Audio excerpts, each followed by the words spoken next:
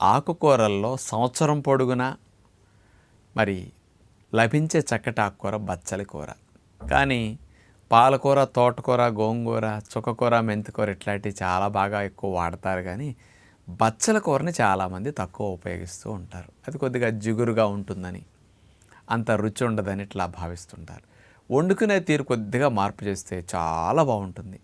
ఈ బచ్చల్లో ఎక్కువగా తీగ బచ్చలి మీకు ఎవరికన్నా చిన్న చిన్న దొడ్డి సదుపాయం ఉన్నా, లేకపోతే మేడ మీద పండించుకునే ఏర్పాట్లు కనుక కుండీలు పెట్టుకు చేసుకునే అలవాటు ఉంటే కూడా బచ్చల తీగ పెట్టేసుకుని ఆ బచ్చల తీగ పాకటానికి కాస్త తాడుని అట్లా తగిలించేసి అల్లికలాగా చేసేస్తే శుభ్రంగా తాడుకు పట్టేసుకుంటుంది పందిరిలాగా.